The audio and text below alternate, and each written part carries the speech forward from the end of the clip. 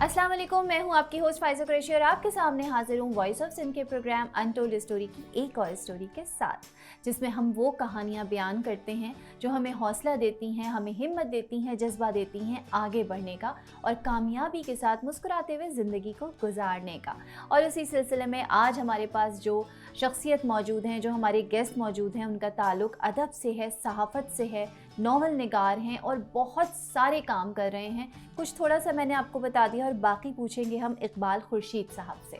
अस्सलाम वालेकुम। वालेकुम अस्सलाम, कैसे मिजाज हैं आपके? अल्हम्दुलिल्लाह मैं बिल्कुल ठीक हूँ, आप कैसे हैं? मैं खैरियत से, और आपका शुक्रिया कि आपकी टीम ने मदऊ किया ताकि आपसे गुफ्तगू कुछ की जा सके। सबसे पहले मुझे ये बताइए, मैंने आपके पोर्टफोलियो में ये पढ़ा कि आपका नावल जो है जी, तिकोन की चौथी जहद, उसका थोड़ा सा मुझे बताइए कैसे ख्याल आया लिखने का।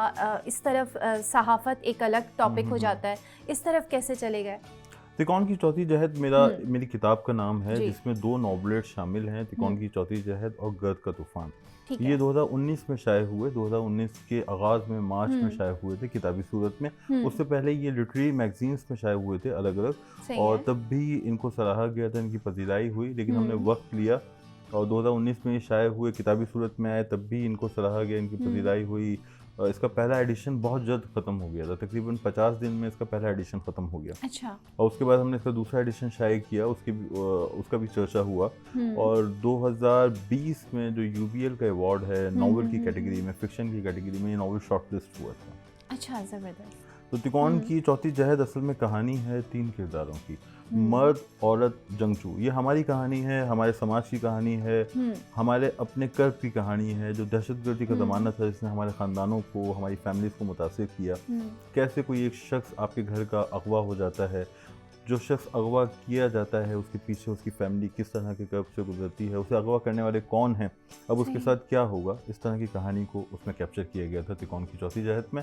और उसमें दूसरा नॉवलेट था गर्द का तूफ़ान।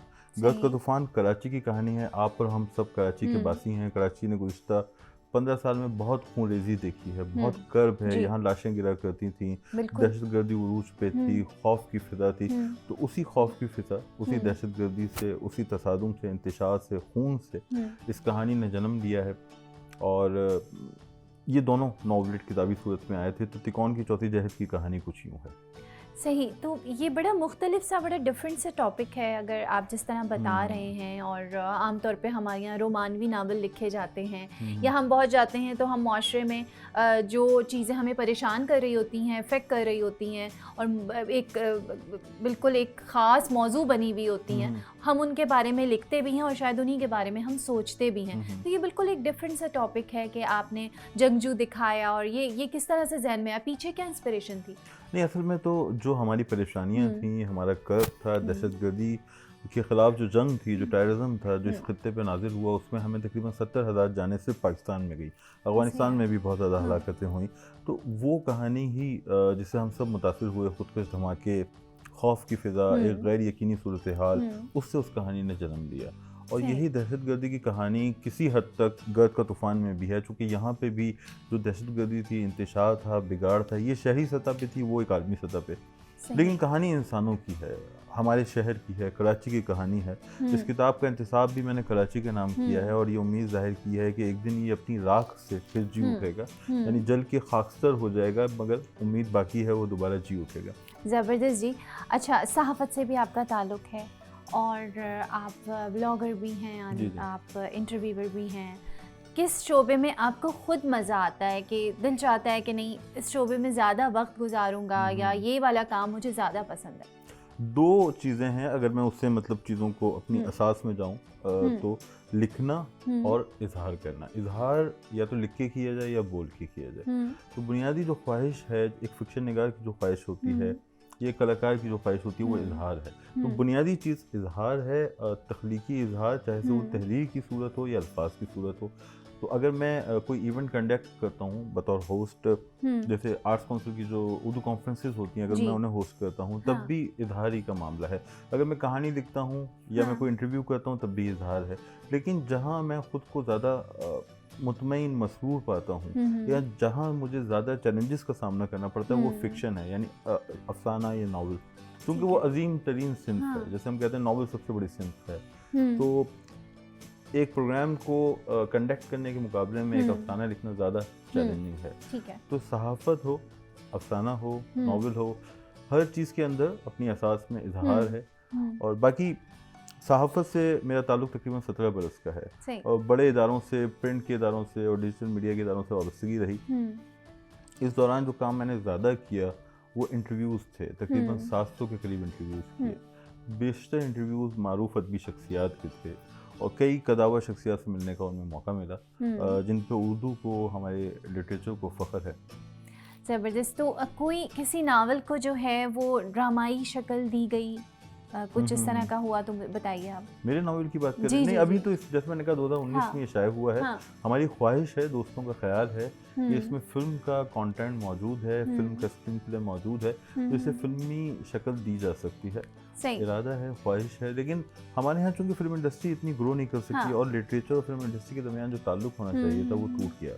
उर्दू में ऐसे कई नावल्स लिखे गए जिन पर फिल्म बन सकती है। इंतज़ार हुसैन साहब का नावल बस्ती है, तार साहब का नावल है और दीगर नावल्स हैं। तो ये सिलसिला शुरू तो होना चाहिए और उम्मीद रखते हैं कि जब ये शुरू होगा तो बहुत सारे लोगों की कहानियाँ जो हैं वो बड़े पर्दे पे सामने आएंगी। लेकिन मेरे इल्म में एक बात है कि कुछ आपके लिखे हुए जो कहानियाँ हैं वो ड्रामे की शक्ल में देखी जा रही हैं। जी हाँ, ये डार्क रूम थिएटर का तजुर्बा किया वॉइस ऑफ सिंध के तहत। वॉइस ऑफ सिंध एक मीडिया ग्रुप है जिसका मकसद पाकिस्तानियत को और मुस्बत इक़दार को फ़रोग़ देना है। जनाब हुनैद लखानी साहब इसके पैटर्न इन चीफ हैं, डॉक्टर उमैर हारून इसके प्रोजेक्ट डायरेक्टर हैं। उन्हीं के जहन में डार्क रूम थिएटर का ख्याल आया जिसमें हमने थिएटर के ढब पे ड्रामे शूट किए और जिना तुम दुरुस्त है उसकी पहली कोशिश थी। उसका स्क्रिप्ट मैंने लिखा, लेकिन डॉक्टर उमैर हारून हमारी पूरी टीम मौजूद थी और उसका बहुत अच्छा नतीजा आया। फैसल काजी साहब और पारस में उसने काम किया, बहुत ही इम्प्रेसिव था, बहुत सराहा गया।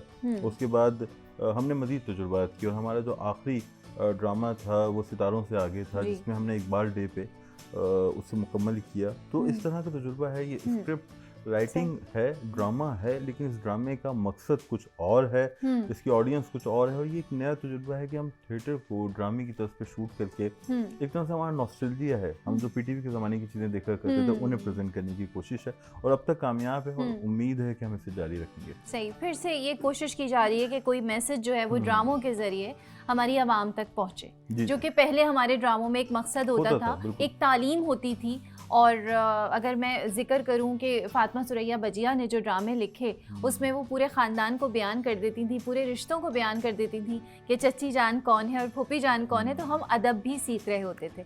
और इसी अदब के हवाले से बात करूंगी इकबाल खुर्शीद साहब के सहाफ़त से भी आपका ताल्लुक़ है, बड़ा गहरा ताल्लुक़ है। क्या देखते हैं, पहले बड़े सहाफ़त बड़ी पढ़ी लिखी थी और अब अनपढ़ हो गई है। जी, असल में बात यह है, आपने बिल्कुल दुरुस्त कहा। जब हम पहली बार जर्नलिज्म में आए तो मैं अपने उस्ताद का जिक्र करूँगा। अहफाजुर रहमान साहब पाकिस्तान के नुमाया तरीन सहाफ़ियों में से एक थे, इंतहाई सख्त मिजाज आदमी थे और ये आलम था कि जब वो दफ्तर में होते थे तो हम ऊंची आवाज़ में बात करना तो दूर, ऊंची सांस भी बहुत धीरे दिया करते थे। लेकिन उनसे हमने सीखा बहुत, क्योंकि वो हमारी लिखी हुई चीज़ को पढ़ते थे, हमें बताते थे कि सहाफ़त का मतलब क्या है, मकसद क्या है, ज़बान कैसे लिखी जाती है, गलत ज़बान क्या है, सही ज़बान क्या है। अगर आप ज़बान सीखना चाहते हैं, अच्छा स्क्रिप्ट सीखना चाहते हैं, आप किताबें पढ़ें। वो हमें किताबें ला के दिया करते थे अपने कलेक्शन से और कभी कभार हमें अच्छी म्यारी फिल्में भी ला के देते थे। तो वो असातिज़ा की जो असातिज़ा का जो कबीला था उसके आखिरी आदमी थे, बहुत बड़े आदमी थे। तो मैंने जो कुछ सीखा सहाफ़त में उनसे सीखा। तो सहाफ़त में यूँ ज़रूरी है लिटरेचर को मुतालिया, चाहे से आप डिजिटल मीडिया से हों, जैसे अब मैं डिजिटल मीडिया से वाबस्ता हूँ, चाहे से आप स्क्रिप्ट राइटर हों, आप प्रिंट के लिए लिखे हों, इलेक्ट्रॉनिक मीडिया के लिए लिखना है, लिखना तो आपको पड़ेगा। आप बोलने वाले सहाफ़ी हैं तब भी कुछ लिखा हुआ बोलेंगे। जब लिखी हुई चीज़ ही आपकी एहसास है तो वो लिखत दुरुस्त होनी चाहिए।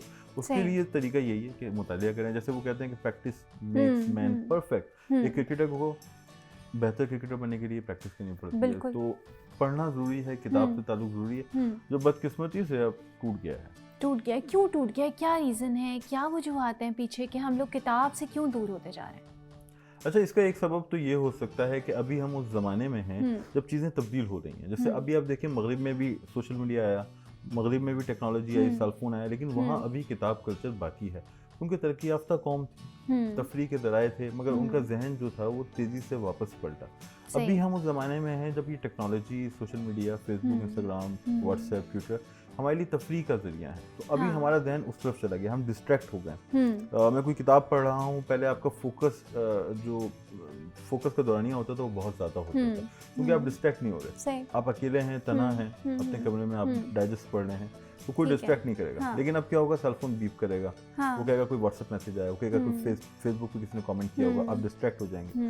तो एक तो ये कि चैलेंजेस बहुत ज़्यादा हैं, हमें डिस्ट्रैक्शंस का सामना है। आज के रीडर को ज़्यादा मुश्किलात दरपेश हैं अब से 40 साल पुराने रीडर के मुकाबले में। जो शख्स पहले 700 सफ़े का नावल, 800 सफ़े का नावल पढ़ता था, वो सहूलत से पढ़ लिया करता था। आज पढ़ना मुश्किल है। तो आज के रीडर को एक तो ये कि मैं उसकी हौसला अफजाई करूँगा कि वो मेहनत कर रहा है। तो डिस्ट्रैक्शंस हैं, कुछ हम डाइवर्ट हो गए, लेकिन उम्मीद है कि किसी न किसी तरह किताब बाकी रहेगी, ई बुक की सूरत बाकी रहेगी, ऑडियो बुक की सूरत बाकी रहेगी, और हम उससे महसूस होते रहेंगे।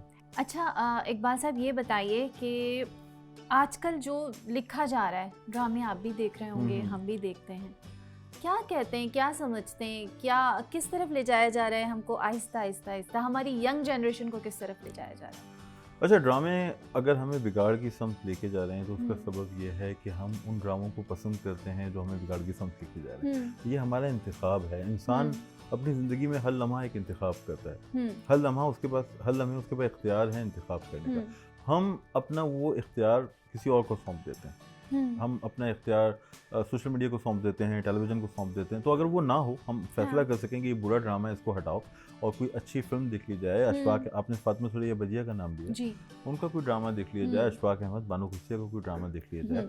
तो ये इंतखाब तो हमेशा हमारे पास होता है। तो सोशल मीडिया से मुकाबला करने का तरीका ये है कि आप इसको इस्तेमाल करें, मगर चॉइस अपने पास रखें। आप ही मुंतखब कर सकें कि आप क्या चीज़ देख रहे हैं। और किताबों के हवाले से बात हुई, तो सोशल मीडिया को हम इस्तेमाल कर सकते हैं पॉजिटिव अंदाज में। जैसे इससे रसाई बढ़ी है। अगर आप एक शेर कहती हैं और कल तक आपको मुशायरे में जाना होता था, या आपकी गज़ल शाये होगी तो लोगों तक पहुँचेगी, अब ऐसा नहीं है। अब सोशल मीडिया पर अपनी गज़ल पोस्ट करें, आपको पढ़ने वाले मिल जाएंगे। अब तो ये है कि एक किताब जो है हमारे यहाँ 500 की तादाद में शाये होती है, लेकिन सोशल मीडिया का कमाल ये है कि एक शेर या एक गज़ल या एक अफसाना जो है एक दिन के अंदर 600-700 लोगों तक पहुँच जाता है। तो इससे रसाई बड़ी है। अगर आप इसको मुस्बत मानों में इस्तेमाल करें तो किया जा सकता है, माशरे को बेहतर बनाया जा सकता है। लोग व्हाट्सएप पे एक दूसरे के साथ ई बुक्स जो हैं वो शेयर करते हैं, ऑडियो बुक्स के लिंक्स शेयर करते हैं, गज़लें शेयर करते हैं।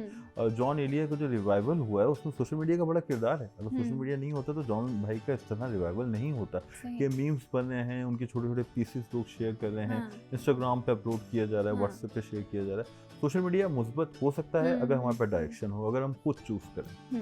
अच्छा, सच भी बोलना है, थोड़ा सा अनटोल्ड स्टोरीज़ हैं जो नहीं कहना वो भी कहना है। आप क्या समझते हैं कि बिल्कुल सही सिमत में हर चीज़ जा रही है, चाहे हम ड्रामे की तरफ जाएं, चाहे हम लिखाई की तरफ जाएं। और लिखाई की तो देखें, जब हम बात करते हैं तो हमारे जब हम एक जहन को सोचते हैं कि एक लिखने वाले की पर्सनालिटी को सोचते हैं, तो हम सोचते हैं कि उसके जहन में सारी मुस्बत चीज़ें हैं, वो आपके माशरे को एक अच्छा करके दिखा रहा है, आपको कोई चीज़ बता रहा है तो वो मुस्बत पहलू बता रहा है। तो ऐसा क्यों नहीं है अब, और हमें क्यों नेगेटिव पहलू दिखाए जा रहे हैं? देखिए, नेगेटिव पहलू ज़्यादा बिकता है, जो चीज़ ज़्यादा फ़रोख्त होती है वही रखी जाती है। आप देखें जो पॉपुलर नावल है और जो संजीदा नावल है, संजीदा नावल शाये होता है 500 की तादाद में, पॉपुलर शाये होता है 5000 में। तो क्या तालीम, सहाफ़त, लिखाई जो है वो बिज़नेस बन गया? हर चीज़ बिजनेस बन चुकी है। हर चीज़ इस तनाजुर में देखी जाती है कि वो फ़रोख्त हो सकती है या नहीं। जो चीज़ फ़रोख्त नहीं हो सकती उससे साइड पे कर दिया जाता है, जो फ़रोख्त हो सकती है उससे आगे रखा जाता है। ये हमारा एक इक़दार बन गई है, मनफी कदर है, मनफी कदर है, लेकिन अब ये समाज का हिस्सा है। बदकिस्मती से ये समझें कि शायद वक्त के साथ साथ चीज़ें बेहतर हों, हम उम्मीद रख सकते हैं। ठीक है, आप राइटर हैं, आप सहाफ़त से ताल्लुक़ रखते हैं, बहुत सारा हिस्सा अपनी ज़िंदगी का जो है वो इन तमाम फील्ड्स में गुजारा, शुरू से लेकर चले जब तक एक बिगिनिंग से, और अब यहाँ तक पहुँचे, माशाल्लाह बहुत सारा काम कर चुके हैं। क्या कहते हैं आप अपने आप को अगर देखें इन सारी चीज़ों में, तो क्या नज़र आता है आपको? आप क्रिटिसाइज़ करेंगे अपने ऊपर, या आप कहेंगे कि नहीं बिल्कुल ठीक चल रहा हूँ मैं अपने ज़माने के साथ? देखें, एक तो ये कि हम अपने फ़ैसलों का मजमूआ होता है ना, हमने जो ज़िंदगी में फ़ैसले किए होते हैं, जो लम्हा हाल है वो सारे उन फैसलों का। अगर मैंने किसी और सब्जेक्ट में मास्टर्स करने का फ़ैसला किया मैंने किसी और शहर जाने का फैसला किया, कोई और प्रोफेशन चूज़ करने का फैसला किया होता तो मैं कोई और आदमी होता। तो मैं जो कुछ हूँ, अच्छा हूँ, बुरा हूँ, मैं मुतमईन हूँ या खुद से नाराज़ हूँ, वो मेरा अपने ही फैसलों का नतीजा है। सही। लेकिन ज़िंदगी मुश्किल है, हालात आसान नहीं है, हमें हर लम्हा खुद को पुश करना पड़ता है। कोई चीज़, खुशी, सक्सेस, वेल्थ, कोई भी चीज़ मुस्तकिल नहीं है आज के दौर में ना। हाँ।